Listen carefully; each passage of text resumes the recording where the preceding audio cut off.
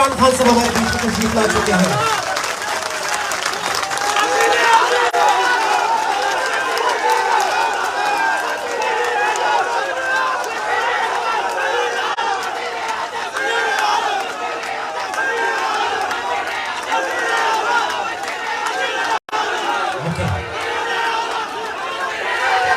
जी बिस्मिल्लाह, time बहुत कम रह गया, बैठ जाइए बैठ जाइए बैठ जाइए बैठ जाइए। ओके, अगर आप चाहते हैं कि इमरान खान साहब से खिताब करें तो अपनी अपनी जगहों पर बैठ जाइए, वरना आप ही बात करते रहेंगे। बैठ जाइए सब बैठ जाइए। अल्लाहू अकबर। बिस्मिल्लाहिर्रहमानिर्रहीम। हम आगाज़ करेंगे। इमरान खान साहब की ये फेवरेट कलाम भी है और उनके दिल के जज्बात भी हैं, और अल्लाह ने जिस तरह हर दौर में अपने बंदों को इज्जत भी दी है, कामयाबी भी दी है, इंशाअल्लाह ताला हमारे कप्तान को भी अल्लाह इज्जत तो दे ही रहे हैं, कामयाबी भी बहुत जल्द मिलेगी।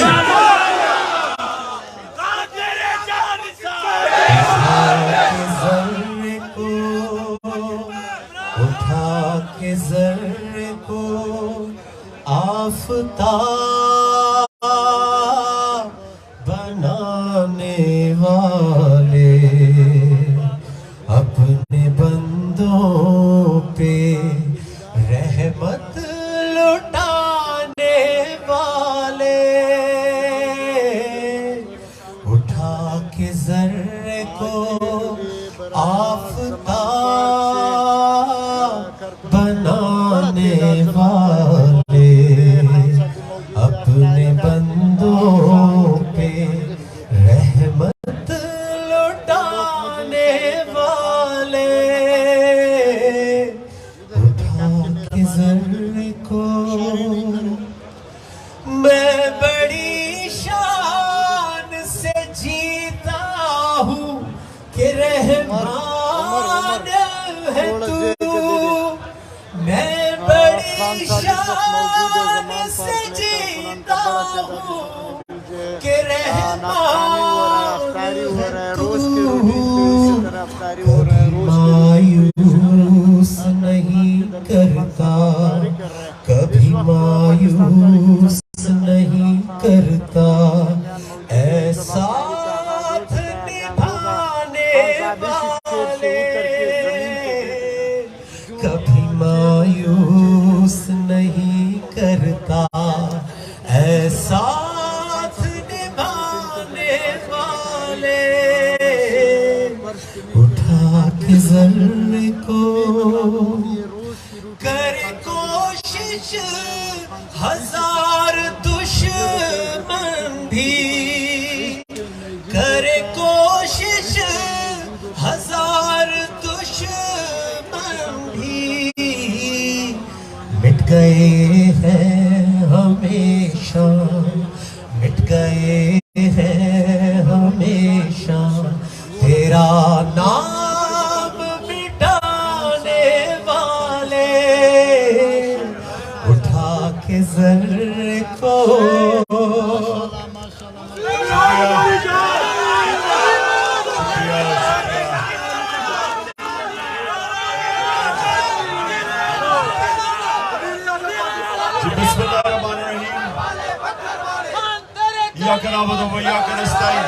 खामोशी नौजवानों, खामोशी। अच्छा जी, सबसे पहले तो मैं अपनी पार्टी के यहाँ डिस्ट्रिक्ट के सदर बैठे हुए हैं, मैं उन सबको आज खुशामदीद कहता हूँ। यहाँ सारे बैठे हुए हैं, पीछे भी है। देखिए, पहले मुझे जल्दी से कि किधर किधर से आज अटेंडेंस है। लाहौर, सियालकोट, गुजरात,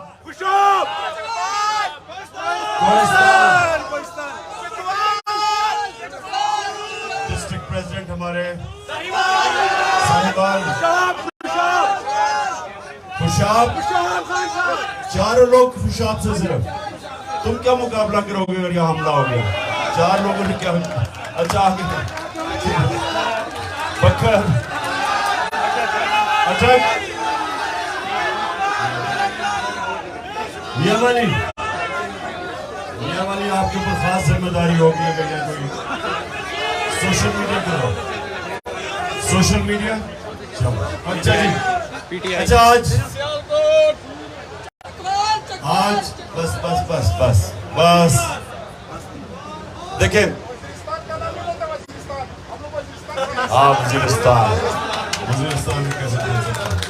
अच्छा ये अब सुनना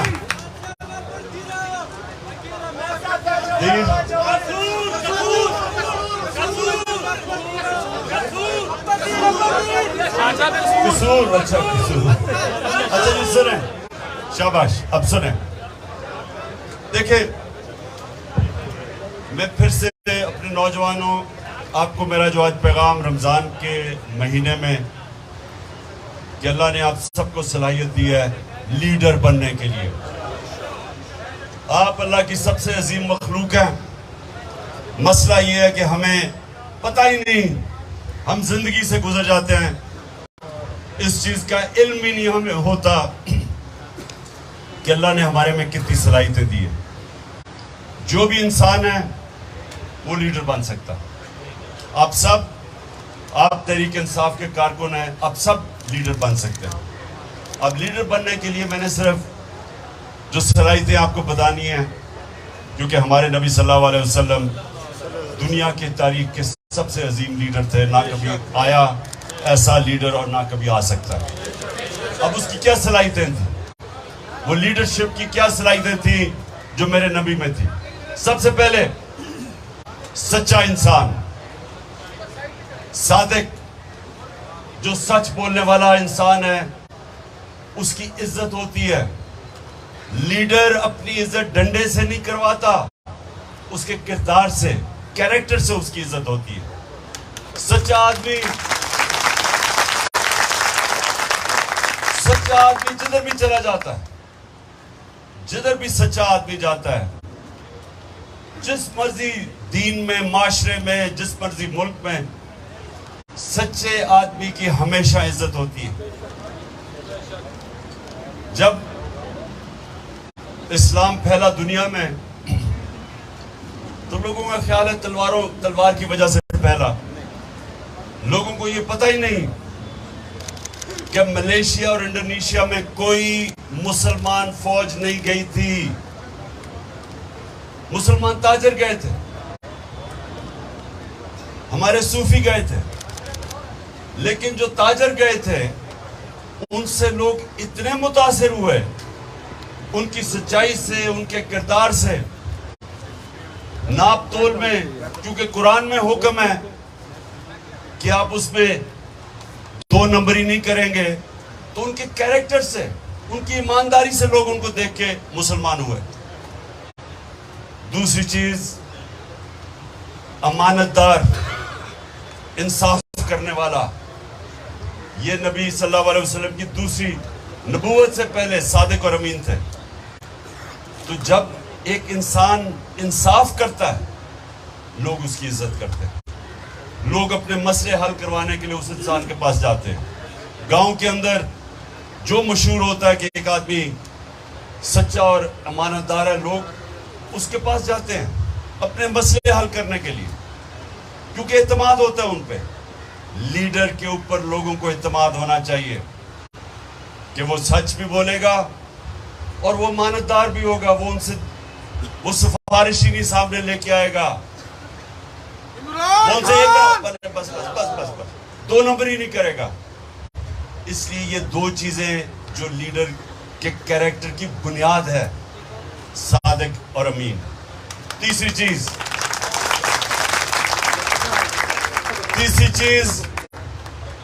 कि एक बुज़दिल आदमी लीडर नहीं बन सकता। वो एक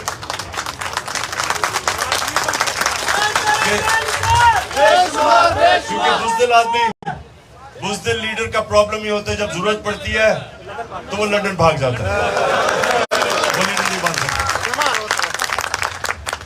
और सुनो, एक बड़ी अच्छी कहावत है, कहते हैं नेपोलियन ने कही थी, वो बहुत बड़ा एक जनरल था। वो कहता है कि 100 शेरों की फौज जिसका सरदार गीदड़ हो, वो हार जाएगी 100 गीदड़ों की फौज जिसका सरदार शेर हो। यानी कि एक मुल्क में जब एक सरबरा डरपोक होता है, बुज़दिल होता है, वो सारे मुल्क को ही नीचे ले जाता है।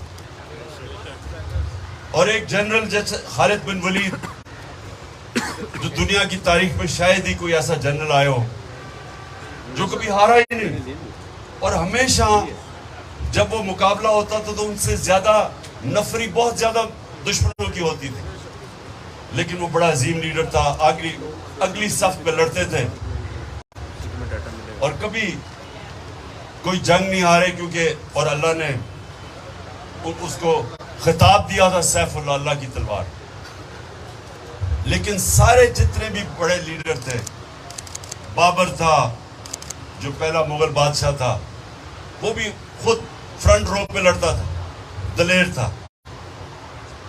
जो भी बड़ा, जिसने भी बड़े काम किए, वो पहले अपने खौफ को काबू पाता है, फिर वो लीडर बनता है।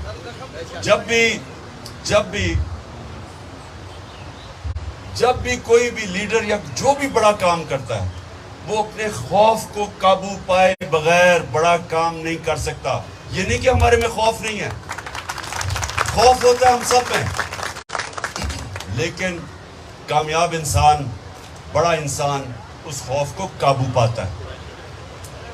इसलिए अल्लाह कुरान में कहता है कि जो लोग ईमान ले आए मैं उनके खौफ दूर कर देता हूं। ये बहुत बड़ी बात है, ये समझे ये आयत। नारे तकबीर, अभी नहीं वो टाइम कम है, कितना रह गया टाइम? 10 मिनट रह गए, जरा मैं बात खत्म करूं। ये बड़ा आपको समझने की चीज है कि खौफ हम सब में होता है, लेकिन कामयाब इंसान अपना खौफ के ऊपर काबू पाता है। आपको पता है आज तक कोई बड़ा बिजनेसमैन ही नहीं बना जो नुकसान से डरता हो, नुकसान करने से बिजनेस में डरता हो। वो रिस्क लेता है, बड़ा बिजनेसमैन बड़ी रिस्क लेता है, बड़ा इंसान बड़ी सोच रखता है, बड़ा इंसान बड़े फैसले करता है। और बड़ा फैसला क्यों हर कोई नहीं कर सकता? क्योंकि लोग डरते हैं। अगर वो फैसला अगर वो कामयाब नहीं होता, वो फेल हो जाते हैं, उससे डरते हैं। जो आदमी हारने से डरता है वो कभी जीतना नहीं चाहता, उसको जीतना ही नहीं आता। हार से जो डरता है वो जीत नहीं सकता।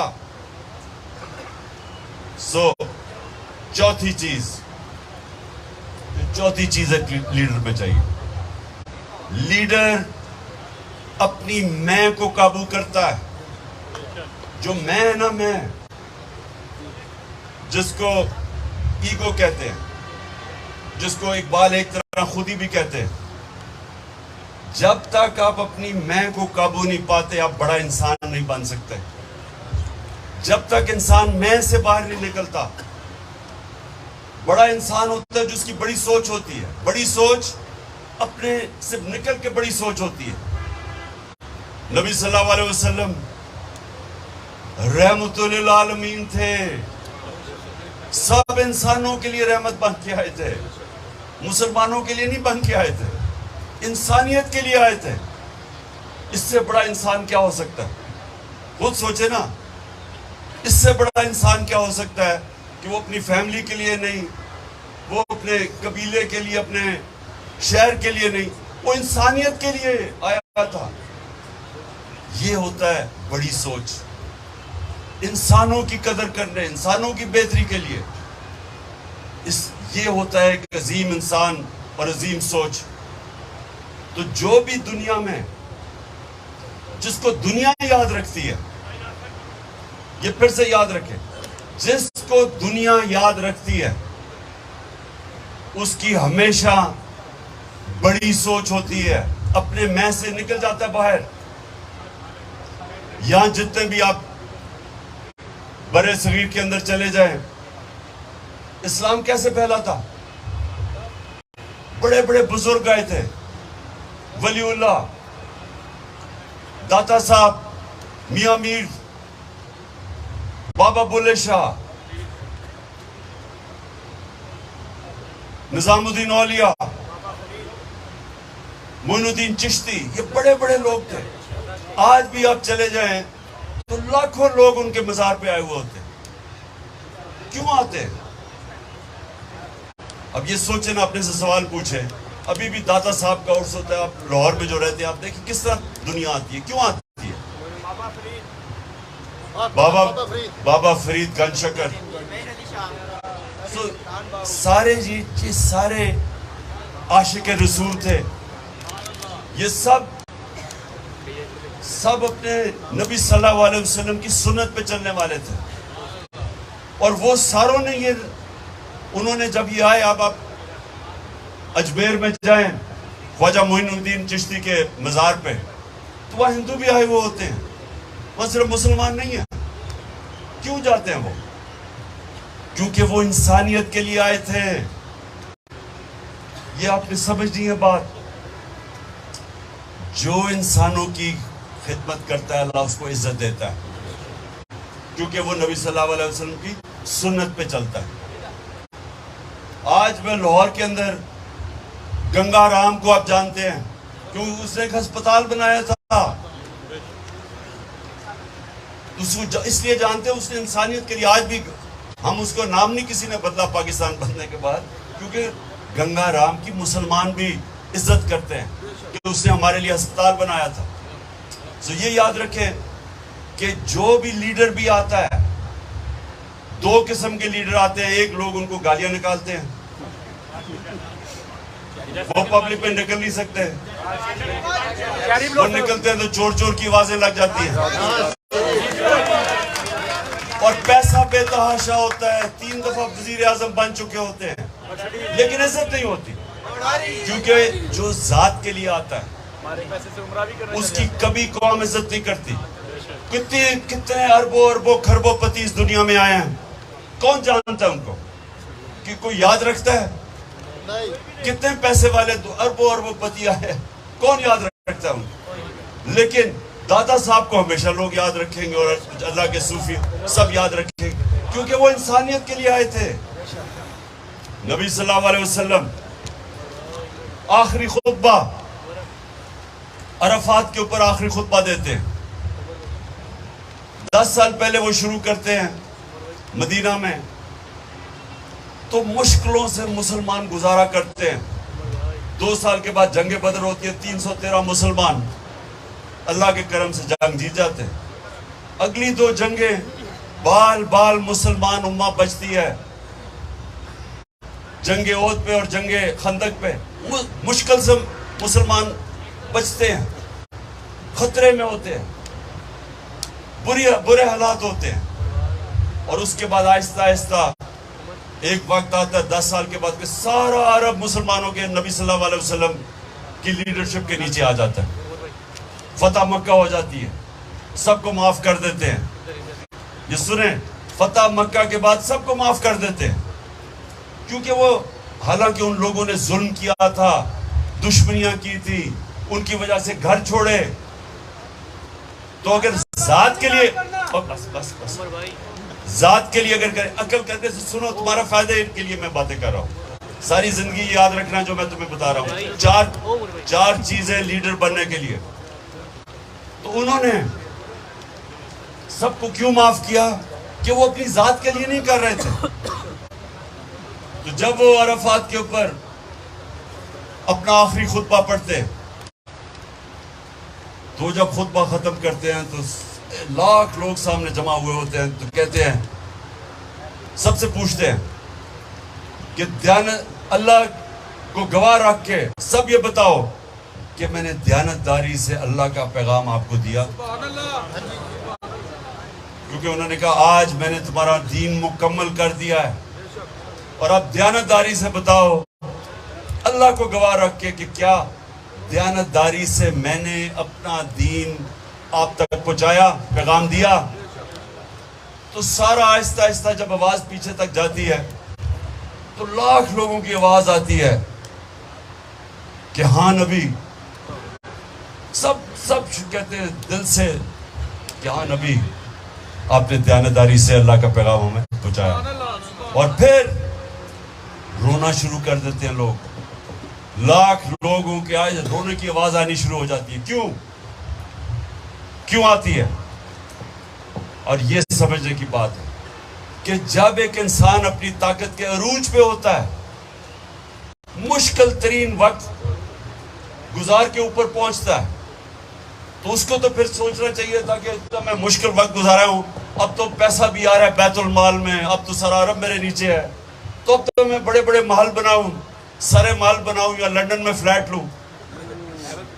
लेकिन दुनिया के अजीम लीडर, उनको वो उसी मस्जिद नबी में थे, कोई अपनी रिहाइश नहीं बदली, कोई रहन सहन नहीं बदला, वैसे ही रहे, क्योंकि जात के लिए नहीं आए थे वो। और उन्होंने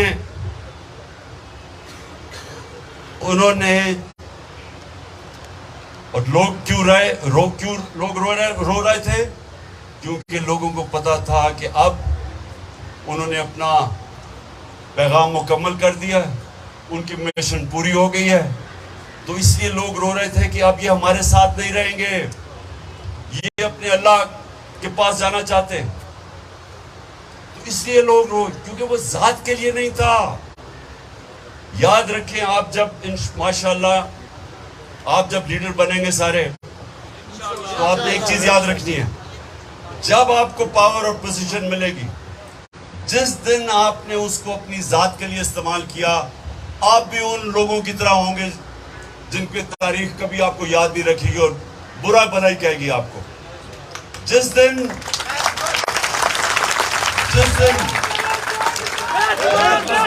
रोजा खुलने लगा, जिस दिन आपने ये समझा कि अल्लाह ने मुझे जिम्मेदारी दी है और अपने नबी सल्लल्लाहु अलैहि वसल्लम के कदमों पे, उनकी शरिया पे, उनकी सुन्नत पे चल के आपने उसको एक जिम्मेदारी समझ के इंसानियत के लिए मदद करने के लिए निकले, तो आपकी सियासत इबादत बन जाएगी, वो इबादत में शामिल होगी और आपकी लोग इज्जत करेंगे। जिस तरह कायद आज़म की हम इज्जत करते हैं, कैंसर से मार रहे थे कायद आज़म, उन्होंने अपने दुश्मनों को नहीं पता चलने दिया कि वो कैंसर से मार रहे हैं, कि कहीं वो पाकिस्तान को बनने से रोक ना दें।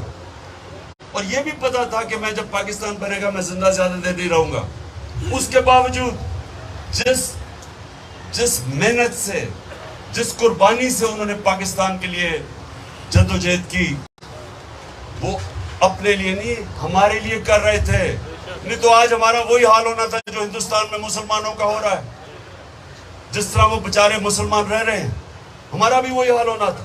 और कायद आज़म ने तब सोच लिया था, मुसलमानों को कहा कि अगर तुमने पाकिस्तान ना बना तो तुम्हें नहीं पता, तुम अंग्रेज की गुलामी के बाद हिंदू की गुलामी करोगे, जो आज मुसलमान कर रहे हैं हिंदुस्तान में। इसलिए हम उनके लिए प्यार, इसलिए हम कायद आज़म की हमेशा इज्जत करेंगे। और इसीलिए नेल्सन मंडेला की साउथ अफ्रीका में हमेशा इज्जत होगी, क्योंकि वो उसने 27 साल जेल गुजार के सबको माफ कर दिया, क्योंकि उसका भी मकसद अपनी जात से बड़ा था। दुआ कर लें, हाथ उठाएं। सबसे पहले अल्लाह पाकिस्तान को वो मुल्क बना जो मदीना के रियासत के असूलों के ऊपर, मदीना के असूलों के ऊपर खड़ा हो और एक अजीम कौम बने। अल्लाह पाकिस्तान में जो सबसे जरूरी चीज हमें चाहिए, अदल और इंसाफ और कानून की हुक्मरानी, और अल्लाह पाकिस्तान वो मुल्क बने जो कोई पाकिस्तानी, जो भी उसका मजहब हो, कोई पाकिस्तानी रात को भूखा ना सोए। और ये आखिर में, ये मेरे यहाँ कोहिस्तान से भी आए हुए हैं वो लोग, जिधर नौकरियां ढूंढने के लिए बाहर जाते हैं, अरब मुमालिक में जाते हैं, बीवी बच्चों को सालों के लिए छोड़ के चले जाते हैं, माँ बाप को। तो पाकिस्तान को अल्लाह वो मुल्क बना, इतना खुशहाल मुल्क बना कि बाहर से लोग पाकिस्तान में नौकरियां ढूंढने आए। आमीन।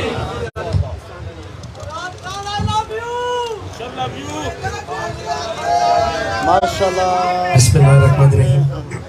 अज़ान अल्लाहु अकबर, अल्लाह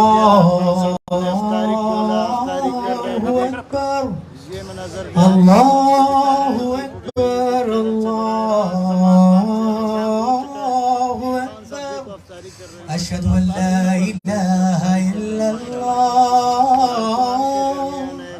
अशहदु अन ला इलाहा इल्लल्लाह अशहदु अन्न मुहम्मदन रसूलुल्लाह अशहदु अन्न मुहम्मदन रसूलुल्लाह हय्य अला सलाह हय्य अला सलाह हय्य अला फलाह हय्य अला फलाह अल्लाहु अकबर अल्लाहु अकबर